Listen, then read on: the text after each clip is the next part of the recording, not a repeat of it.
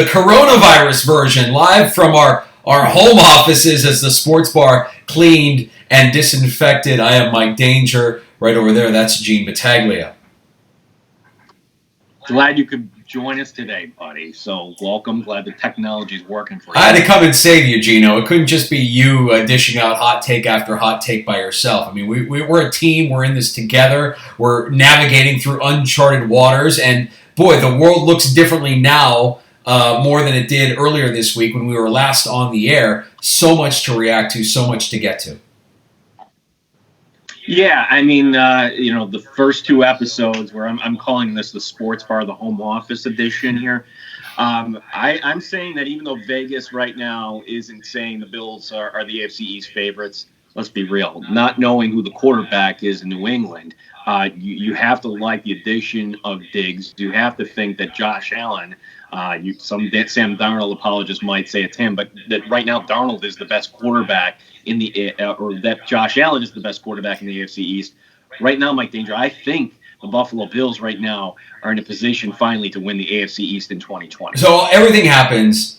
Free agency happens. The Diggs trade happens. And you know that Brady is no longer in New England. All of this news happens, and my first thought is you have to consider the Bills to be the favorite in the AFC East, but there is one caveat to that, and it's all about Josh Allen. And it's the play of that quarterback. And when we last saw Josh Allen, you would have every reason to be skeptical that he is indeed the best quarterback remaining in the AFC East. And we don't know who New England is going to bring in. But if they bring in, let's say it's a Jacoby Brissett or an Andy Dalton, would you still say that Josh Allen potentially is the best quarterback in the AFC East? I'd have a hard time saying that. And furthermore, if he doesn't live up and continue to improve now in year 3 with the additional weapons, with the continuity on offensive line, and the Buffalo Bills are going to have to really start to think, is Josh Allen our dude long term? We all want to believe he is right now, but if you have a season that is below standard, and by below standard, I'm going to set the benchmark for the Bills now at 10 wins. Good teams set that benchmark. It's a good benchmark. 10 wins, should be enough to get you in the postseason, but 10 wins is an easy benchmark for good teams. And it was 10 wins that got them into the postseason last year comfortably. I would say that that's the benchmark they should set for themselves. Given how difficult their schedule is this year, I think the Buffalo Bills need to go 5-1 in the AFC East, given the changing landscape and the shifting plate tectonics of the AFC East. And I would think that 5-1 in the AFC East is doable and needs to happen if they are indeed going to get to 10 wins in 2020. Well, it's about Josh Allen. That's what this comes down to. And year number 1, his offensive line was terrible. Think how this team has evolved. Everything else is set practically, okay? He's got 3 receivers right now, a good trio. He's got a good young running back, and maybe the Bills add another piece, and we'll get to that here in a little bit, the running back position. He's got the offensive line reset, and he has a top 5 defense. What more can you ask for? Everything else is around Josh Allen. The window is here and now. It's the next 3 years. And I don't know if the Buffalo Bills can go from losers in the wild card round to making the Super Bowl, but I sure as heck would expect that at minimum, you're at 10 wins, you are competing for a division, you're in the playoff conversation once again here, as Josh Allen will be in year 3. Year 3 should be the year that, okay, is this our guy or not? And we've seen the flashes. We've seen, like you alluded to, some really disturbing things, too, from that Houston playoff game that make you wonder, okay, is he going to get it? But the way this roster is constructed, there's no more excuses for Josh Allen. It's now his. By the way, he has the same coordinator, too, the same coaching staff. The continuity is going to be there. No, there are no excuses, and that's what makes this season very important for Josh Allen, for the Buffalo Bills. You can ask the question, quite frankly, just ask yourself the question, do the Buffalo Bills have their starting quarterback? And a lot of people right now say yes, of course they do. Well, you might be saying something different come midway next season, given the brutality of the schedule. This is not a soft schedule. You had a pretty soft schedule in 2019. 2020, when you're traveling out west, and it remains to be seen what the Chargers look like, and we have a pretty good idea that the Cardinals are going to be improved based on the fleecing of Bill O'Brien and Nuke Hopkins now in the desert. There's going to be some games, Seattle, the Rams. There are going to be games that are going to be very challenging for this Buffalo Bills team. I like that they added the weapons that they added. I like that Tom Brady isn't in the division anymore, but I don't think their road to the postseason got any easier just because they made the moves that they made. They're still going to have to go out there. Ultimately, it's still going to come down to the play of Josh Allen, and I'm going to continue to question, do the Buffalo Bills have a quarterback?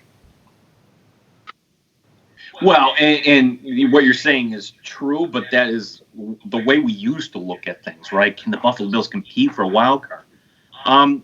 Yeah, the Patriots, the Jets, and the Dolphins are also playing the Chiefs, Raiders, Broncos, and Chargers. And the Patriots, the Jets, and the Dolphins are also playing the Seahawks, Rams, 49ers, and Cardinals. That's all the same. So you're talking about a difference of 2 games. The schedule is tough for everybody. Now, what makes the NFL unique and compared to other sports is the fact that when you play these teams makes as big a difference as anything. So when that schedule comes out in April, that should be able to crystallize how things open up here for the Buffalo Bills, because if they decide to sock the Buffalo Bills with Kansas City followed by Seattle, the 49ers, Tennessee, and Pittsburgh, we might be looking at 2-3 at best, more likely 1-4. So just a lot of speculation, but just look at it through the lens of the AFC. That tough schedule is going to be the same for everybody in this division. The Sports Bar with Danger and Battaglia. Glad you're with us this afternoon. Get a little sports fix and an escape from all of the madness outside of the world. And the NFL has provided us a little bit of a distraction during the coronavirus pandemic. Mike Danger, along with Gene Battaglia, and you alluded to this earlier, Gene, that the Bills very well may not be done, that there are still some big-name free agents out there that could end up, when it's all said and done, in Buffalo. Yeah, Matt Perino, who we had on our last show on Monday before we went to the home office edition, Matt Perino just tweeting out, a source tells me the Bills have spoken to Melvin Gordon's reps, and there's interest on both sides. Whoa, okay. Yes, of course, that would make the Buffalo Bills a better team, to upgrade from Frank Gore to Melvin Gordon. But is Melvin Gordon going to come at a contract that is not going to throw things on a whack? I mean, the Bills, it was only right before kickoff last year that they escaped from an albatross of a contract named LaShawn McCoy. That's not where we want to go with this, Mike Danger. If it's kind of that prove-it deal, the 2 years, $10 million, $12 million, whatever that is, and if it doesn't work out, you can kind of move on.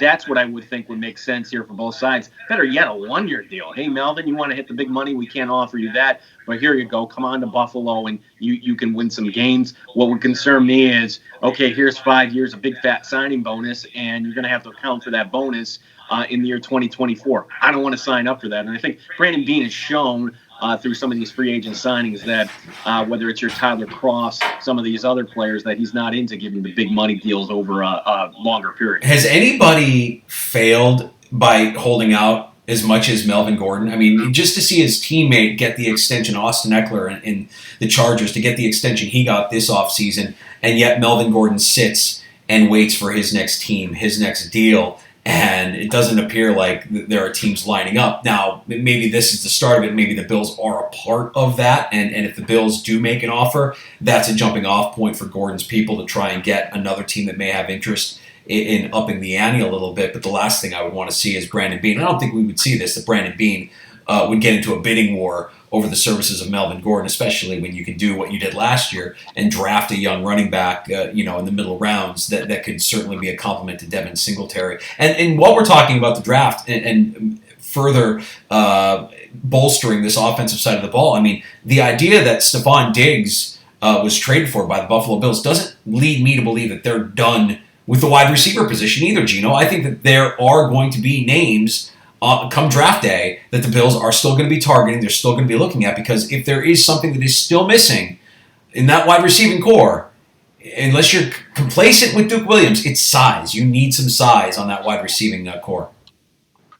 Yeah, there's no question, and maybe the tight end position will be one of those positions. Maybe the Dawson Knox becomes that red zone target, but at least this now frees you to take whatever you think is best in day two. Literally, that's going to be the second round pick for the Buffalo Bills, because had they not made the Diggs trade, you would have had to take a wide receiver, either round one or round two. Perhaps that receiver that you're alluding to, what if the kid from Notre Dame, Claypool, is available in round two?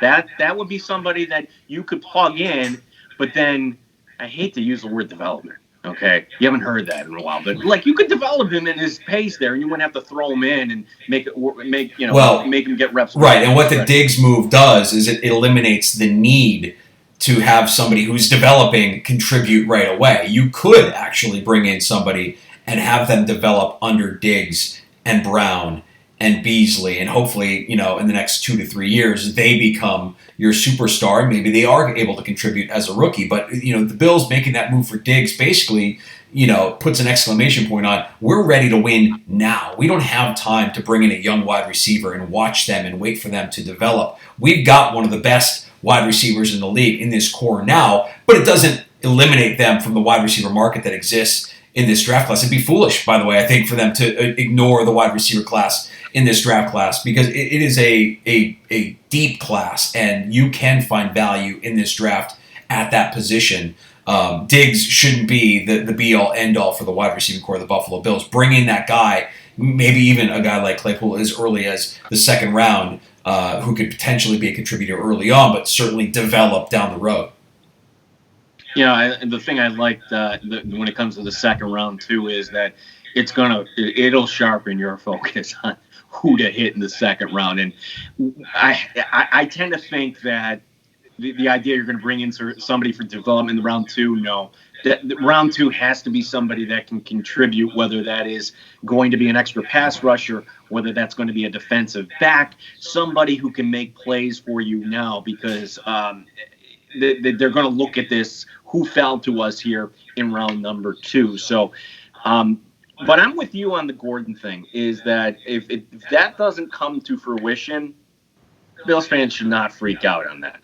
Devin Singletary was a name that many Bills fans had never heard of, playing at Florida Atlantic this time last year, and somebody now that you can legitimately say, if he doesn't get to 1,000 yards and he remains healthy this whole year, then that's a disappointment. So to me, you can find the running back in round three. But the running back, I look at what Baltimore did last year, how they brought in Mark Ingram, and he was that complement in that running game to Lamar Jackson. That's what you need. To me, Singletary is the guy that can bounce it outside, cut on a dime, tough to tackle. You need that guy that can run between the tackles in the 3rd and 3. Frank Gore in his prime was good. Frank Gore was serviceable in the first quarter of the season, and by the last quarter of the season, he was useless. That is something that's missing from this Bills offense, is the complementary running back. Does Gordon fit that? Probably, but if they're going to go the running back route in the draft, it's got to be that guy that can get it done between the tackles. I got to tell you, Gino, this is fun. This is needed. I'm glad we had the chance to get together this afternoon just for a few minutes to talk some sports here in the sports bar. We're not on the air, but we can still communicate and share this with you, and you're more than welcome to engage us in any of our social platforms as well. Yeah, no doubt about it. By the way, what am I looking at in the back there? Is that something you held your baby in, the rocking chair there? I like the nice white drapes you curtains, have there. Yeah, curtains, buddy. Like this broadcast is about to be curtains from the home office here in lovely East Hilton, North Greece. Mike Danger, along with Gene Battaglia. We'll be back again later. The Sports Bar streaming live. We appreciate you checking us out. Have a great one and stay safe out there.